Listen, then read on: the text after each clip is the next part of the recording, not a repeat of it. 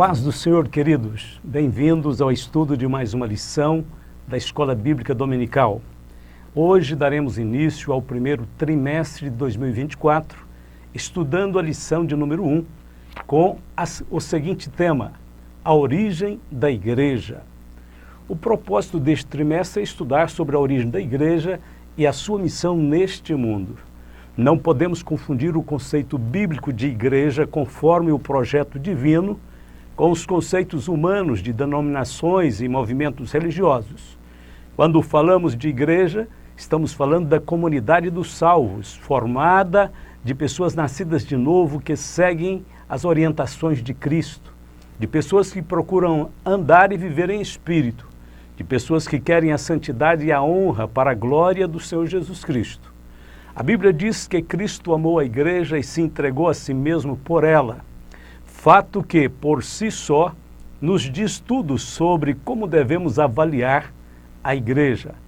Paulo escreveu: como também nos elegeu nele antes da fundação do mundo, para que fôssemos santos e irrepreensíveis diante dele em caridade, e nos predestinou para filhos de adoção por Jesus Cristo, por si mesmo, ou para si mesmo, segundo o beneplácito de sua vontade, para o louvor e glória da sua graça, pela qual nos fez agradáveis a si no amado, aos Efésios capítulo 1, versos de 4 ao 6. Aqui temos a concepção eterna da igreja na mente de Deus. A sua origem extrapola o tempo, se revela no tempo e terá efeitos além do tempo.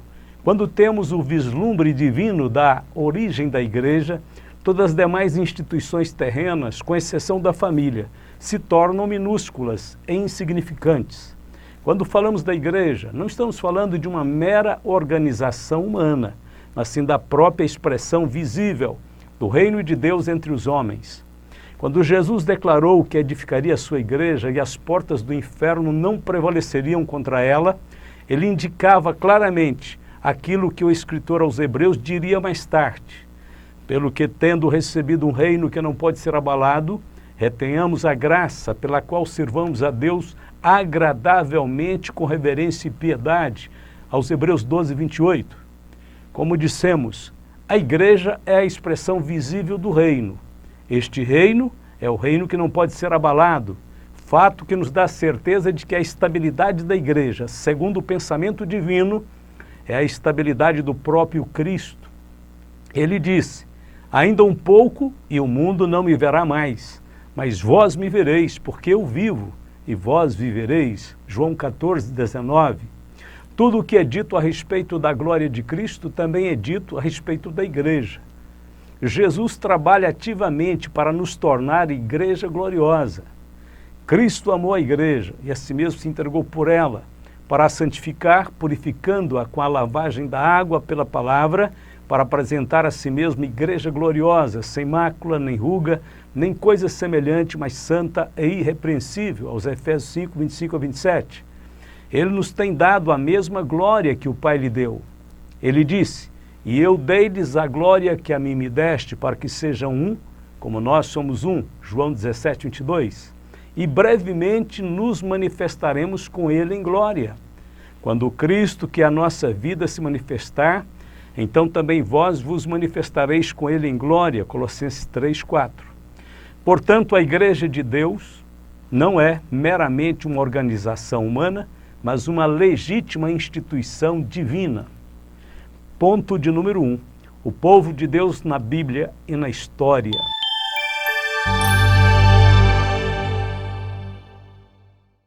No Antigo Testamento, temos o termo Kahal, com o significado de assembleia ou reunião. Israel foi constituído por Deus para ser a sua assembleia representativa diante dos povos da terra, conforme declaração do Senhor. Agora, pois, se diligentemente ouvirdes a minha voz e guardardes o meu concerto, então sereis a minha propriedade peculiar dentre todos os povos, porque toda a terra é minha, e vós me sereis reino sacerdotal e povo santo. Estas são as palavras que falarás aos filhos de Israel. Êxodo 19, versos 5 e 6. Deus voluntariamente escolheu a Israel para que fosse o seu povo. Este fato é notório no Antigo Testamento e os escolhidos estavam bem conscientes desta escolha. Não é possível notar, em nenhum período da história de Israel, que Deus tenha deixado de cumprir a sua palavra para com aquele povo. Mesmo assim, Israel nem sempre correspondeu ao elevado privilégio. Até hoje, a nação de Israel sofre as consequências de seu afastamento de Deus. No Novo Testamento temos o termo grego eclésia. O sufixo ek significa para fora e kalein, chamar. Daí traduzimos chamados para fora. No grego secular, eclésia significa um ajuntamento, uma assembleia pública, conforme aparece em Atos 19, 32, 39 e 41. Jesus usou a palavra eclésia quando se referiu à sua igreja, em Mateus 16, 18. E sobre esta pedra edificarei a minha igreja, e as portas do inferno não prevalecerão contra ela. Paulo também usou a palavra eclésia em suas epístolas para se referir à comunidade dos que foram lavados e santificados pelo sangue de Jesus. A igreja de Deus que está em Corinto, aos santificados em Cristo Jesus, chamados santos, com todos os que em todo lugar invocam o nome de nosso Senhor Jesus Cristo, Senhor deles e nosso, 1 Coríntios capítulo 1, verso 2. Olhai, pois, por vós e por todo o rebanho, sobre que o Espírito Santo vos constituiu bispos, para apacentardes a igreja de Deus, que ele resgatou com seu próprio sangue, Atos 20, 28. E mais um texto: mas se tardar, para que saibas como convém andar na casa de Deus, que é a igreja do Deus vivo, a coluna e firmeza da verdade, 1 Timóteo 3,15. Da mesma forma, também lemos na Epístola aos Hebreus: a universal assembleia e igreja dos primogênitos, que estão inscritos nos céus, e a Deus, o juiz de todos, e aos espíritos dos justos aperfeiçoados, aos Hebreus 12, 23. Em ambos os casos, a palavra original para a igreja, ou igreja de Deus, ou igreja do Deus vivo, ou assembleia dos primogênitos, em todos os casos, a palavra é eclésia. Na história cristã, Jesus não pôs nenhum homem como sendo a pedra fundamental de sua igreja. Quando disse que edificaria a igreja sobre a pedra, referia-se a si mesmo, conforme disse várias outras vezes. Como lemos, mas ele olhando para eles disse: que é isto, pois, que está escrito? A pedra que os edificadores reprovaram, essa pedra foi feita cabeça da esquina. Qualquer que cair sobre aquela pedra ficará em pedaços, e aquele sobre quem ela cair será feito em pó. Lucas 20, 17 e 18. Os apóstolos entenderam bem isto, inclusive o próprio Pedro, que é confundido em algumas religiões como sendo a pedra, afirmou dizendo: ele é a pedra que foi rejeitada por vós, os edificadores, a qual foi posta por cabeça de esquina, Atos 4:11. E ainda Pedro disse: chegando-vos para ele a pedra viva, reprovada na verdade pelos homens, mas para com Deus eleita e preciosa, 1 Pedro 2:4. Paulo também foi enfático com respeito à doutrina da pedra angular. Ele escreveu: segundo a graça de Deus que me foi dada, pus eu como sábio arquiteto o fundamento, e outro edifica sobre ele. Mas veja cada um como edifica sobre ele, porque ninguém pode pôr outro fundamento além do que já está posto, o qual é Jesus Cristo. 1 Coríntios 3, 10 e 11. Ponto de número 2, a igreja como criação divina.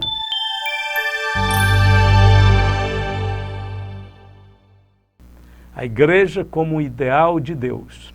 A igreja existe na mente de Deus antes da fundação do mundo. Adão foi criado para estabelecer a primeira família na terra e começar a espalhar o conhecimento de Deus entre os homens.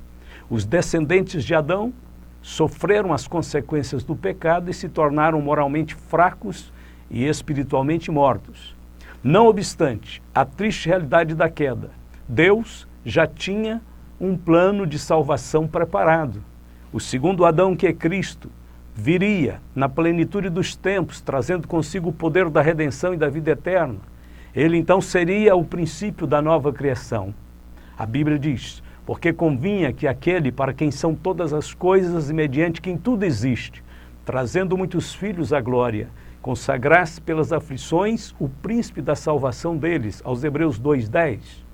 Os muitos filhos gerados pela fé no Senhor Jesus Cristo seriam reunidos em um corpo para formar a igreja, a família de Deus na terra. De acordo com o plano eterno, Deus Pai estabeleceu de antemão que o Senhor Jesus Cristo teria primazia sobre toda a criação. Cristo seria cabeça sobre todas as coisas e que Cristo seria o objetivo final da obra de Deus, tornada conhecida através da igreja. É o propósito de Deus congregar todas as coisas em Cristo como sua cabeça. Paulo dá ênfase à exaltação e entronização de Cristo a partir de sua vitória sobre a morte, sua ressurreição e sua ascensão, ocasião em que o Filho de Deus se assentou à destra do Pai, acima de todo principado e poder e potestade, domínio e de todo nome que se nomeie, não só neste século, mas também no vindouro, e sujeitou todas as coisas a seus pés, e sobre todas as coisas o constituiu como cabeça da igreja, que é o seu corpo, a plenitude daquele que cumpre tudo em todos. Aos Efésios 1, 21 a 23. Paulo atinge o apogeu da grandiosidade ao descrever a posição exaltada de Cristo. A sua descrição de como todas as coisas, tanto no céu como na terra, serão unificadas sob Cristo. E a introdução tanto de judeus como de gentios na igreja, como um só corpo. Esta é a explicação mais completa encontrada na Bíblia a respeito do mistério de Deus relatado nas boas novas do Evangelho. A igreja como uma realidade. Salomão foi um homem muito sábio, o mais sábio do seu tempo. A sua sabedoria, porém, era horizontal e dizia respeito às coisas da terra, diferente de Paulo, que teve uma sabedoria vertical, ou seja, das coisas espirituais. Salomão escreveu o livro de Cantares, que era uma alegoria da igreja. Todavia, ele não teve condições de saber em seu tempo qual era o real significado da igreja. Por 3 vezes, Salomão fez a mesma pergunta: quem é esta? Quem é esta que sobe do deserto? Cantares 3:6. Quem é esta que aparece como alva do dia? Cantares 6:10. Quem é esta que sobe do deserto e vem encostada tão aprazivelmente em seu amado? Cantares 8:5.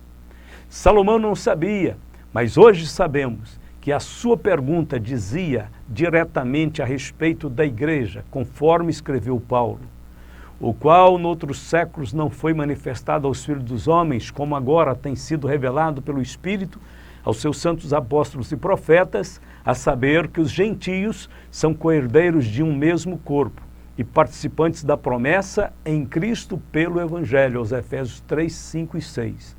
Olhando para Cantares 3, verso 6, vemos 5 aspectos espirituais da igreja. Primeiro, a igreja é aquela que sobe, apontando para o seu destino eterno na presença de Deus. Segundo, a igreja é aquela que sobe do deserto, mostrando que ela sai deste mundo para pertencer a Deus. Terceiro, a igreja é aquela que sobe como colunas de fumaça, significando a sua completa consagração a Deus. Quarto, a igreja é aquela que sobe perfumada de mirra. A mirra aponta para o ministério profético e fala da fidelidade da igreja em sua missão de adorar a Deus e pregar a palavra. E quinto, a igreja é aquela que sobe perfumada de incenso e pós aromáticos. O incenso era preparado de folhas de plantas aromáticas, era queimado pelos sacerdotes. Isso indica o ministério sacerdotal da igreja entre os homens. A igreja no Pentecostes. A maioria dos teólogos defendem que o surgimento público da igreja se deu pela primeira vez no Pentecostes. Ela não foi citada nos evangelhos de Marcos, Lucas e João. Mateus fala de sua existência, mas como um evento futuro, em Mateus 16, 18.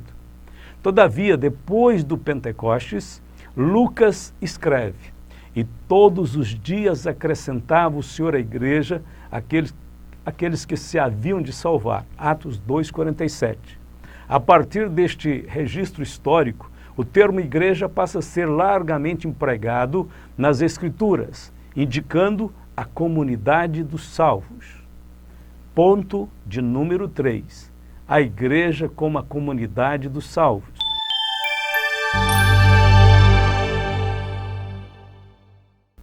Regenerados pelo sangue de Cristo. E disse-lhes Pedro: arrependei-vos e cada um de vós seja batizado em nome de Jesus Cristo para perdão dos pecados, e recebereis o dom do Espírito Santo. Atos 2,38. O arrependimento é a porta de entrada da igreja. A palavra grega metanoel significa uma mudança de mente. Quase todos que ouviram a pregação de Pedro no Pentecostes estavam na crucificação de Cristo. Centenas deles tinham pedido a morte do Senhor. Agora precisavam reconhecer que havia um pecado gravemente contra o plano eterno de Deus. A igreja é formada por pessoas que estavam no pecado, mas que cederam ao convencimento do Espírito Santo de Deus e se voltaram para o Senhor.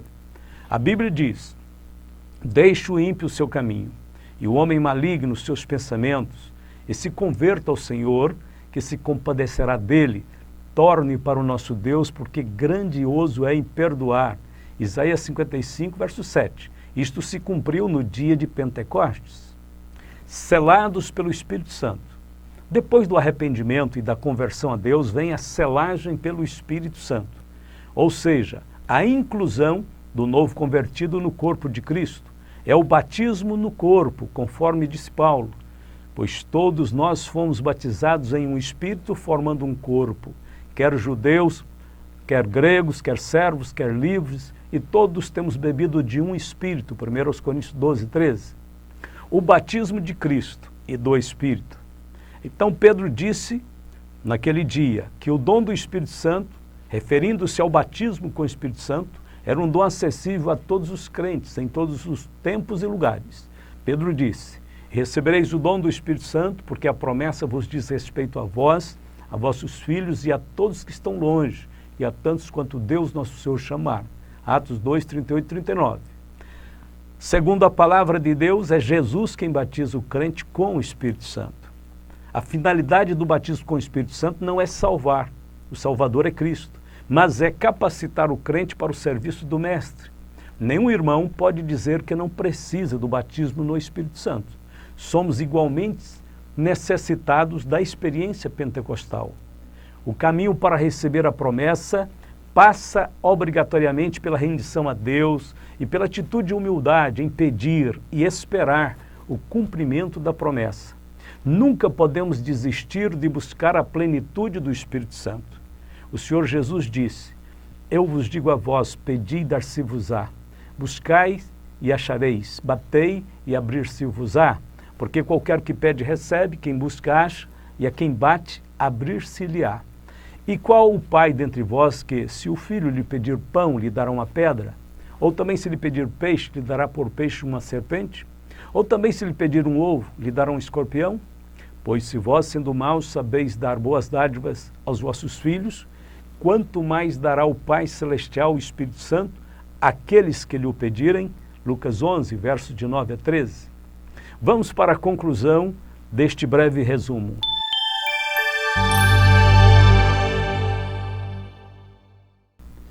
Vimos nessa lição que a igreja teve sua origem na mente de Deus antes da fundação do mundo. Sua fundação se deu na plenitude dos tempos, com a manifestação de nosso Senhor Jesus Cristo. Sua inauguração pública e efetiva se deu no Pentecostes, com a pregação de Pedro e a conversão de quase 3.000 almas. Vimos também que a igreja não foi idealizada por homem algum, nem tampouco está fundamentada sobre organizações humanas. Seu fundamento é Jesus Cristo, que é também a sua cabeça. O ingresso na igreja se dá unicamente pelo arrependimento e pela fé em Jesus Cristo. E isso acontece mediante o convencimento do Espírito Santo, a conversão, quando o novo convertido é batizado no corpo de Cristo pelo Espírito e se torna membro da igreja de Deus. Todo este privilégio está acessível, foi aberto no Calvário, está aberto para aqueles que ouvem, atendem o chamamento do Evangelho. Que Deus possa abençoar, que nesses últimos dias milhares de pessoas possam compreender a grandiosidade da igreja, de fazer parte desta comunidade dos salvos, dos adoradores, dos filhos de Deus. Que Deus abençoe a todos os meus queridos irmãos, em nome do Senhor Jesus. Amém.